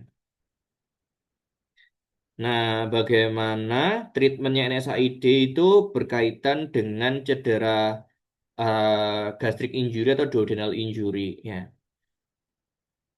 Nah, nih, jadi intervensi obat ya untuk injury atau cedera mukosa yang dipicu NSAID itu meliputi ini obat-obat yang untuk active ulcer. Nah, jadi untuk ulcer yang udah terbentuk ya, dan primary prevention of future injury. Jadi em, menghalangi atau mencegah terjadinya cedera di masa depannya, gitu ya. Jadi yang satu mengobatin, yang satu mencegah, gitu ya.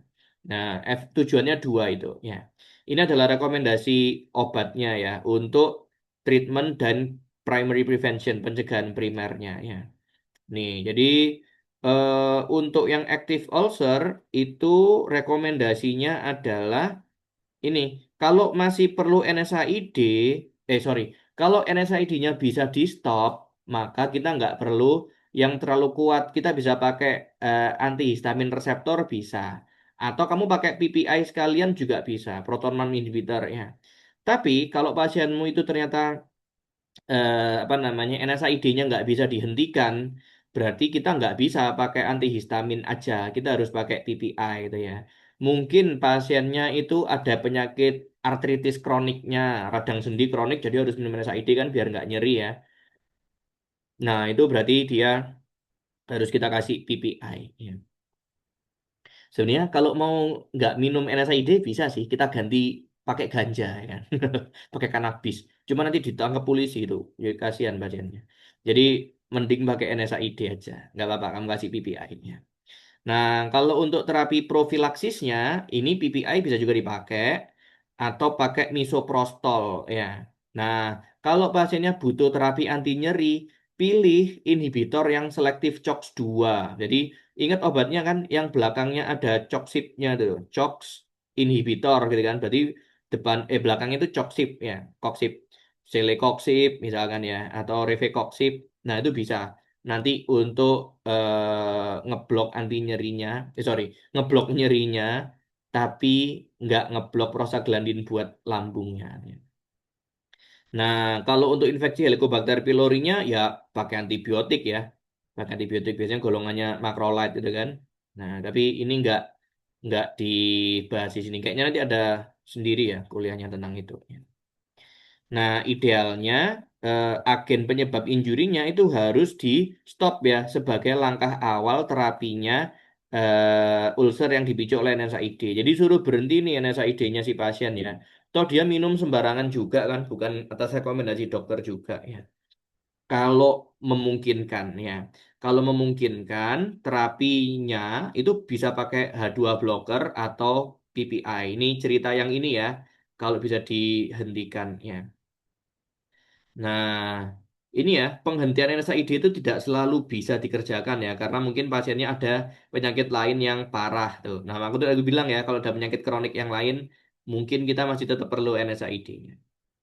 Hanya PPI yang bisa mengobati GU dan DU ya. Jadi, independent of whether NSAID are discontinued. Jadi, mau NSAID-nya kamu stop atau kamu terusin, yang bagus buat menghalangi ulcernya itu adalah PPI. Nah, maksudnya gitu. Nah, pendekatan prevensi primer ini mencakup menghindari agen ya, jadi menghindari obatnya itu, atau menggunakan dosis yang terendah yang bisa meredakan nyerinya. Jadi nggak perlu dikasih dosis tinggi-tinggi. Ya. Atau menggunakan NSAID yang secara teori itu nggak begitu injurious, nggak begitu merusak ya. Termasuk kalau bisa NSAID yang topikal kalau ada ya.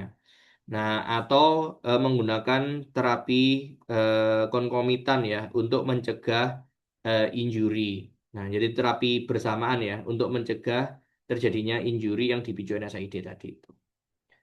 Nah, untuk primary prevention tadi kita bisa pakai ini ya, misoprostol. Ini pencegahannya ya yang sekarang ya. Kalau yang paragraf awal ini adalah terapeutiknya atau active ulcernya nih, terapi untuk yang udah ulkus ya. Paragraf keduanya ini adalah primary prevention, itu bisa kita pakai misoprostol 200 mikrogram quat in die 4 kali sehari ya. Atau pakai PPI atau pakai antihistamin yang high dose ya. Famotidin 40 miligram BID, bis in die itu 2 kali sehari maksudnya. Kayaknya bisa juga ngefek, tapi aku lebih sering pakai PPI sih daripada histaminnya.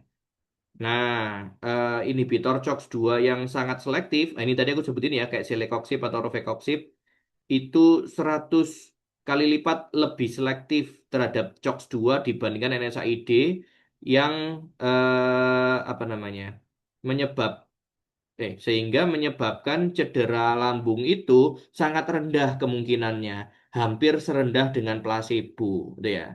Jadi lebih aman ya karena obat-obatan selektif COX-2 ini nggak mengganggu COX-1-nya ya, nggak ngeblok COX-1. Nah, manfaatnya menggunakan COX-2 inhibitor dan PPI terhadap injuri gastrointestinal itu sudah tes ya. Nah, sudah diuji pada individu dengan resiko yang menengah ya. Cuman tidak jelas ya apakah manfaat yang sama itu bisa dicapai pada pasien yang high risk gitu ya. Jadi nggak semua pasien kayaknya bisa. Ya. Nah, contoh ya, penggunaan warfarin dan COX-2 inhibitor bersamaan itu dikaitkan dengan GI bleeding yang lebih tinggi ya dibandingkan pasien yang minum non-selective NSAID itu ya. Jadi harusnya gini ya. Kalau pasien itu minum warfarin, itu kan dia pembekuan darahnya kan terhambat kan. Memang itu tujuannya kan.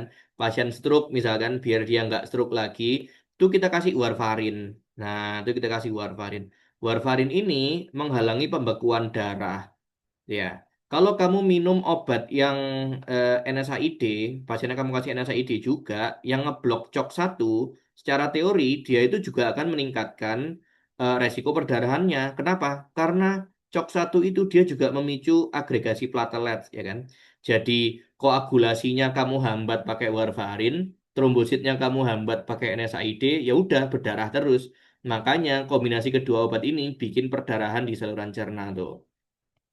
Nah, gimana kalau kita pakai COX-2 inhibitor aja? Ternyata nggak ngefek-ngefek amat juga tuh ya.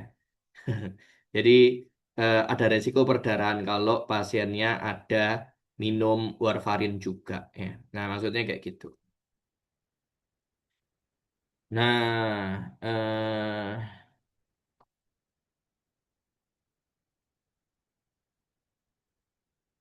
oh ini ya.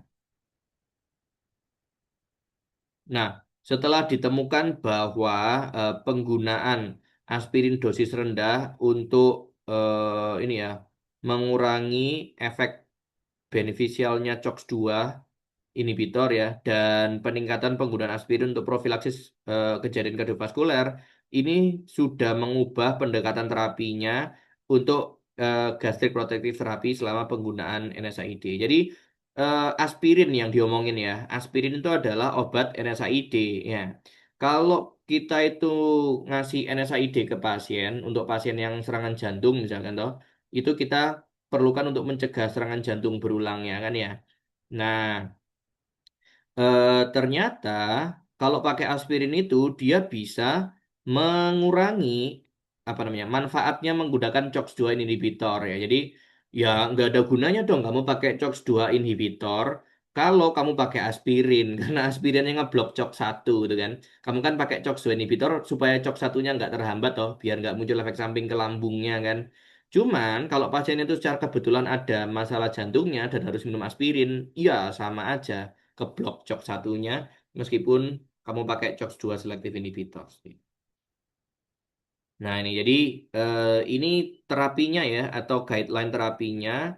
Nah, ini kita lihat apakah pasiennya ada resiko eh, mengalami kardiovaskuler ya. Ini resiko kardiovaskuler. CV itu kardiovaskuler kan.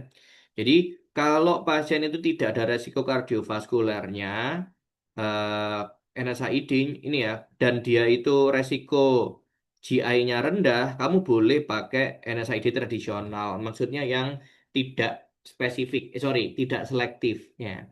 Tapi kalau pasiennya itu ada resiko GI-nya, jangan pakai NSAID tradisional aja, gitu ya. Kamu boleh pakai Coxib atau kalau mau pakai NSAID tradisional, tambahin pakai PPI atau tambahin pakai misoprostol. Nah, boleh itu. Atau bisa juga dia kamu ubah terapinya, jangan yang pakai NSAID itu ya. Ya, misalkan antikoagulannya itu pakai warfarin misalkan. Nah, tuh. Jadi jangan pakai aspirin. Nah, tapi kalau pasienmu itu resiko kardiovaskulernya tinggi, itu kita mempertimbangkan tetap pakai aspirin. Cuman efek sampingnya adalah peredaran lambungnya meningkat kan. Makanya tambahin dengan PPI atau misoprostol. Karena aspirin ini termasuk traditional NSAID gitu loh maksudnya ya. Nah, oke. Nah, kalau dia itu resiko kardiovaskulernya tinggi dan resiko GI-nya tinggi, itu kamu tambahin obat gastroprotektif. Jadi nggak cuma pakai PPI tok, tapi pakai obat gastroprotektif. Kayak yang dipakai pasien ini tadi kan pakai supralfat ya. Nah, itu boleh tuh. Atau kalau bisa ya gantilah, jangan pakai non NSAID. Ini pusing juga nih ngobatinnya ya. Kita pakai aspirin, lambungnya perih. Kita nggak pakai aspirin, susah ngeblok trombositnya. Nah, tuh. Ini combo yang menyusahkan nih. Nah, sekarang kita akan lihat sifat farmakologinya dari PPI ya. Nah, nih secara farmakodinamik PPI ini itu adalah prodrug ya, prodrug yang harus diaktifkan dalam acid environment, lingkungan yang asam ya. Nah, jadi harus kena asam lambung sebenarnya ya. Nah, setelah penyerapan lewat aliran darah sistemik, maka prodrugnya itu akan masuk ke sel parietalnya dan akan berkumpul atau berakumulasi di kanalikuli sekretorinya si sel parietal tuh. Jadi sebenarnya obat ini tuh butuh kena asam, tapi kalau diminum langsung kena asam lambung dia bisa rusak tuh. Makanya PPI itu mesti dibikin dalam kapsul yang ada kericik-kericiknya gitu kan. Nah, itu. Jadi nanti setelah diserap di darah, baru obatnya itu akan menuju ke sel parietal yang di lambung tadi itu untuk ngeblok sekresi asam lambungnya. Ya. Nah, cara kerjanya PPI ini adalah dengan cara ini menginaktivasi secara irreversibel pompa pompa HK ATPase. Ini kan pompa proton ya nama lainnya ya. Jadi dia tuh ngeblok secara permanen HK ATPase-nya. Jadi dia itu nggak bisa lepas lagi obatnya dari HK ATPase itu. Jadi akan rusak pompanya. Jadi waktu kerjanya itu lama gitu ya. Jadi karena di blok sekarang itu butuh berjam-jam lagi untuk lambung itu bikin pompa yang baru gitu ya. Nah, makanya ini ya dia punya sifat yang prolonged suppression of acid secretion. Jadi dia ngeblok sekresi asam lambungnya dalam waktu yang lama. Meskipun waktu paruhnya itu pendek ya. Makanya karena waktu kerjanya panjang bisa 24 sampai 48 jam ya, minumnya cukup sehari sekali. Nah, PPI ini juga efektif mensupresi produksi asam lambung gara-gara stimulasi ya, gara-gara makanan misalkan. Nah, sehingga cocok diminum sebelum makan ya. Nah, ternyata jumlah proton pumpnya itu meningkat setelah berpuasa ya, sehingga PPI itu sebaiknya diberikan sebelum makan pertama ya. Jadi sebelum sarapan ya, atau kalau pas puasa sebelum sahur ya. Pada sebagian besar pasien ya, dosis yang sehari sekali itu cukup ya untuk mencapai level atau kadar yang bisa menghambat asam lambungnya ya. Terus nanti ini ya, kita harus hati-hati pasien mengalami yang namanya rebound acid hypersecretion ya setelah penggunaan PPI jangka panjang. Jadi kalau kamu pakai PPI terus itu kan asam lambungnya ditekan rendah gitu kan. Nah, tapi nanti pasien ini bisa mengalami yang namanya rebound. Jadi tahu-tahu sekresi asam lambungnya meningkat gitu ya kalau kita gunakan dalam waktu yang panjang. Ya. Nah, jadi ini obatnya unik ya. Dia itu butuh asam supaya aktif, tapi kalau kena asam lambung langsung, dia terdegradasi, rusak. Nah, jadi biasanya diberi pembungkus ya, pembungkusnya, kapsulnya ya. Bisa berupa kapsul, bisa berupa tablet, tapi ada pelapisnya di luarnya. Nah, ini obatnya tuh yang belakangnya prazol, prazol ya. Nggak hanya azol ya. Kalau kayak ketoconazole lah itu bukan bukan proton inhibitor. Jadi belakangnya prazol, pantoprazol, rabeprazol, lansoprazol, esomeprazol ya. Nah, ini nih. Oke. Nah, farmakokinetiknya obat ini idealnya diberikan 30 menit sebelum makan ya. Jadi obatnya itu sebenarnya penyerapannya bagus ya. Rapidly absorbed, highly protein bound, jadi bertahan lama dia di plasma ya. Dan gampang dipecah oleh enzim sitokrom P-nya hepar ya. Terutama sitokrom P2C19 ini sama sitokrom P3A4 ya. Ini aku nggak hafal sih. Yang aku tahu cuman ini aja. Nah, ternyata orang ini ya, orang Asia dan Oseania kayak kita ini, kita itu apa namanya, memiliki metabolisme PPI yang lebih rendah ya dibandingkan orang Kaukasia, orang Eropa ya. Sehingga kita orang Asia ini lebih beresiko mengalami toksisitas ya untuk obat-obatan PPI. Jadi nggak usah dipakai 2 kali sehari. Jadi cukup sekali sehari aja. Ya. Nah, kalau pasiennya itu udah baik, apa namanya, kondisi klinisnya sudah terkontrol ya, maka disarankan untuk untuk menjalani reduction in the dose, gitu ya. Jadi turunkan dosisnya. Ya. Nah ini, jadi obatnya itu ini ya, minumnya 2 sampai 5 hari terapi ya, dengan dosis sehari sekali itu bisa menekan sekresi asam lambungnya sampai 70% ya, dibanding yang nggak pakai obatnya. Jadi kuat banget tuh efeknya ya. Indikasinya dia dipakai untuk ini ya, membantu penyembuhan gastric and duodenal ulcer ya, dan untuk menterapi GERD ya, gastroesophageal reflux disease ya, termasuk erosive esophagitis. Oke. Terus bisa juga dipakai untuk ini menterapi pasien Zollinger-Ellison syndrome. Ini jarang lah ya. Ini sindrom khusus yang eh, disertai hipersekresi HCl-nya. Nah, jadi lansoprazol, pantoprazol, esomeprazol itu sudah disetujui untuk treatment dan pencegahan terjadinya gastric ulcer yang dipicu NSAID itu ya. Jadi bisa buat pengobatan, bisa buat pencegahan ulkusnya. Efek sampingnya, nih efek sampingnya ya nyeri kepala, mual, muntah, nggak ada yang masalah sih, nggak ada yang berat ya kayak umumnya obat kan kayak gini ya. Ya meskipun bisa parah kalau dia alergi ternyata ya, itu lain cerita namanya. Nah, interaksi obat ya, interaksi obat dia berinteraksi dengan obat-obatan ini nih, antivirus ya, atazanavir sama nelfinavir. Nah, terus untuk ini untuk pantoprazol. Jadi efek sampingnya, interaksi obatnya itu beda-beda ya. Interaksinya itu beda-beda. Jadi kalau kayak gini nih, kalau dengan warfarin misalkan, nah itu kita nggak boleh pakai esomeprazol, nggak boleh pakai lansoprazol, nggak boleh pakai omeprazol, nggak boleh rabeprazol. Pilihannya apa? Ya pakai pantoprazol deh. Kalau pasiennya minum warfarin kayak gitu. Kalau pasien minum diazepam, jadi jangan dikasih bareng ini.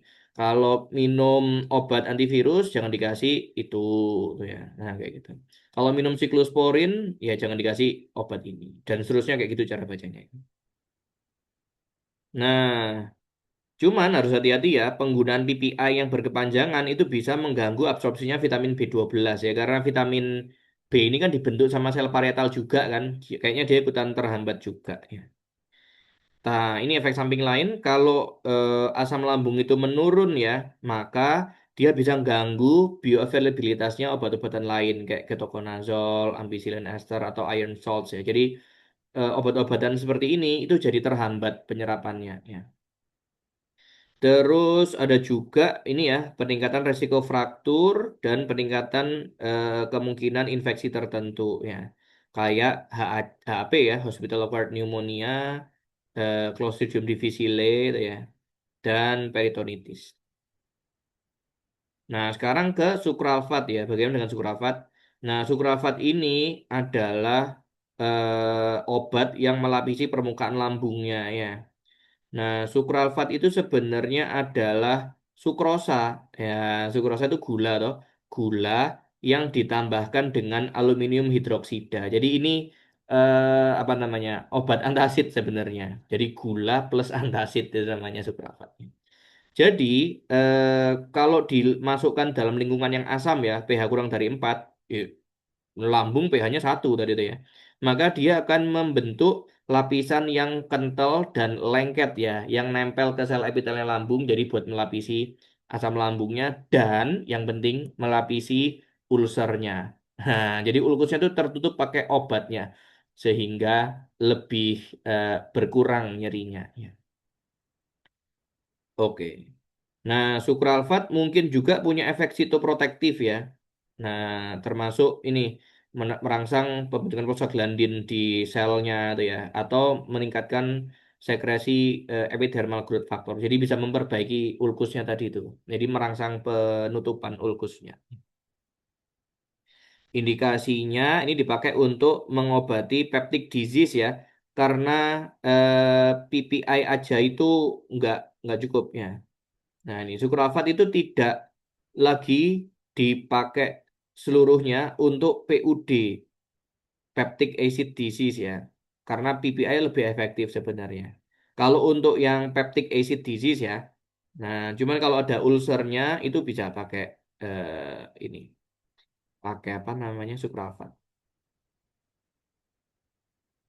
Nah, ini masih bisa dipakai pada terapinya GERD ya, pada kehamilan ya, karena dia poorly absorbed ya, jadi nggak diserap, obatnya mainnya lokal ya, nggak kayak omeprazol. Nah, farmakokinetiknya obat ini harus diminum 1 jam sebelum makan, penggunaan antasid dalam 30 menit, menggunakan sukralfat itu juga harus dihindari ya. Jadi ngapain dikasih antasid kalau sukralfat itu sudah mengandung aluminium hidroksida, isinya kan sama gitu. Nah, dosis sukralfat itu 1 gram ya, 3 kali sehari untuk treatment GERD pada kehamilan, dan 1 gram 4 sampai 6 kali sehari untuk profilaksis stress ulcer ya, selama maksimum 14 hari. Nah, ini oral dose-nya 500 miligram ya, eh, sekali, 2 kali sehari. Oh, ini untuk pencegahan ya, pencegahan entropati pada pasien radiasi itu dosisnya segini, tapi nggak usah disebutin lah ini kan nggak nyambung sama pasien kita ya. Nah, adverse effect-nya, nah ini karena ada aluminiumnya itu dia beresiko konstipasi ya. Tuh. Terus dia juga bisa ini ya, karena dia melapisi permukaannya saluran cerna kan, mungkin akan ganggu penyerapannya obat lain ya. Kayak phenytoin, digoxin, simetidin, dan lain-lainnya ini akan terhambat penyerapannya.